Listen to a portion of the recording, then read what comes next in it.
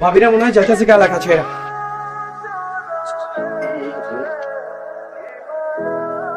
দেখা হবে। ধ্যাৎ।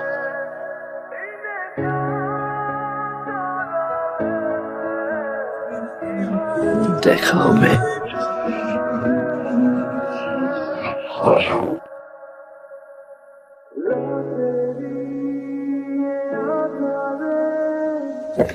আসসালামু আলাইকুম। আপনাদের বাসায় নতুন কেয়ারটেকার আসতে কইছিল খালুজান আমারে, একটু বলবেন খালুজান রে। বাবা, একটা লোক আসছে, বলো যে আমাদের বাসায় নতুন কেয়ারটেকার। ও আসতে বল, আসতে বল। রমিজ ভাই আপনার কথা কইল। ঠিক আছে ঠিক আছে বাবু, বসো না, বসো বসো। তুমি থাকো কোথায়? রমিজ ভাইয়ের বাড়ির পাশে আমার বাড়ি। মীরা, ওই একটু বুঝিয়ে শুনিয়ে দিতে হবে। আপনার এত বড় বাড়ি দেখাশোনা করার জন্য ফাইনাল একজন কেয়ারটেকার পাওয়া গিয়েছে। হ্যাঁ, কার জন্য আমি যে রাষ্ট্র, কার জন্য এগুলো করি চিনেই না, দেখি না জীবন কপাল আমার।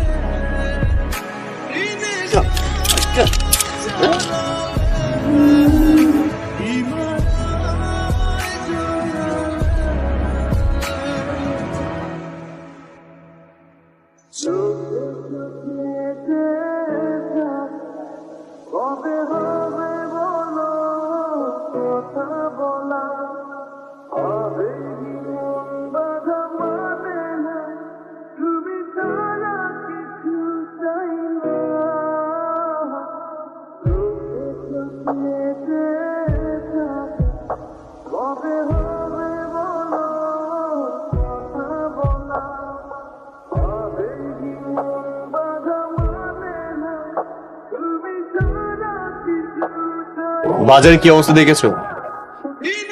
নাও। না ভাইয়া, আরে নাও, যা খাবার এখানে খেয়ে যেতে হবে, বাসে যেতে আর খাওয়া সম্ভব না। আপনি কিন্তু মানুষটা অনেক ভালো। আপনাকে সম্পর্কটা কি অনেক দিনের? আরে না, তোমার আপুকে চিনি এই 6-7 মাস হবে। ভাই আপনারা বিয়ে করতেছেন কবে? সবাই তো চাচ্ছে অনেক জলদি, কিন্তু তোমার আপু চাচ্ছে একটু সময়।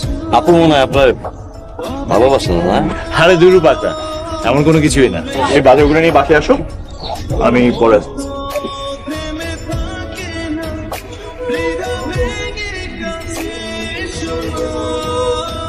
আপু কি করেন? গল্প লিখছিলাম, কিছু বলবেন? আপনার একটা কথা বলি, বলেন না। আপনি কি সত্যি বিয়ে করবেন? এটা আমার পার্সোনাল ব্যাপার নয়, আপনি কেন জিজ্ঞেস করছেন?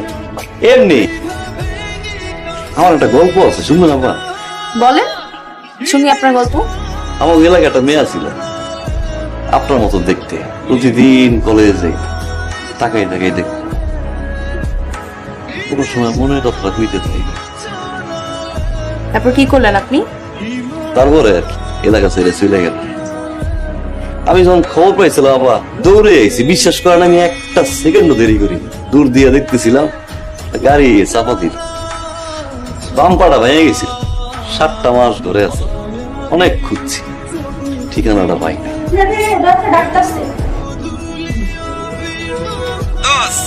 কি করস? গট্টকা গাইছস? আর কদ্দুর ভাবিরে কইছস?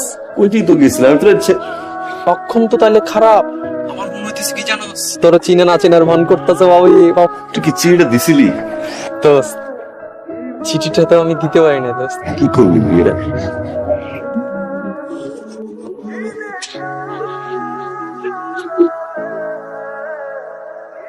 কান্দুস্কান খালো না, খুব বুকে ব্যথা করতেছিল, আপা তাড়াতাড়ি ডাক্তারের কাছে নিয়ে গেছে কি বস কেমন?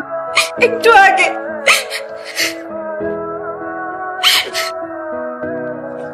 আমি রাজি ওকে বিয়ে করতে, বাবা। অনেক তো অপেক্ষা করালি।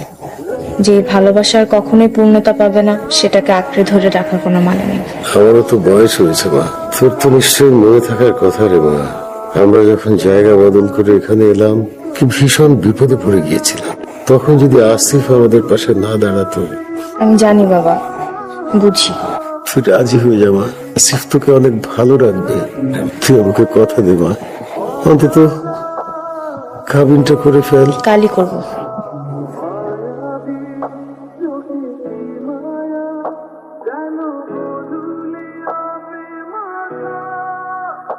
Yine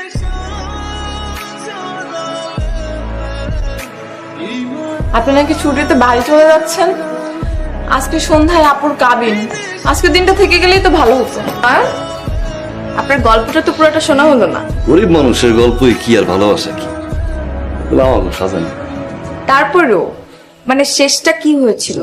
চিঠির উত্তর পেলে? পাইনি। খোঁজ নেননি তার? চেষ্টা করছিলাম, একটা মানুষের বিয়ে করলে কি আর তার কষ্ট দেওয়া উচিত? আমি ওটাকে খুব ভালোবাসি। নতুন জীবন আপা। ভালোবাসার মানুষ সুখে থাকতে দেখতেও ভালো লাগে, তাই না? ভালো থাকবেন না। আচ্ছা, তোমার আপু কোথায়? আপু টু পরে আছে, যাও তুমি দেখা করে আসো। আচ্ছা ঠিক আছে। এরা নয়নমূলে বাড়িতে চলে গেছে। তুমি কি জানো কবে আসবে? ও আর আসবে না। কেন? নতুন জীবন, নতুন গল্প।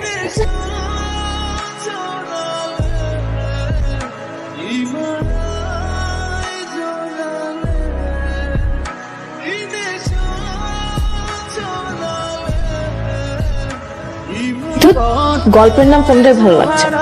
দেখা হবে।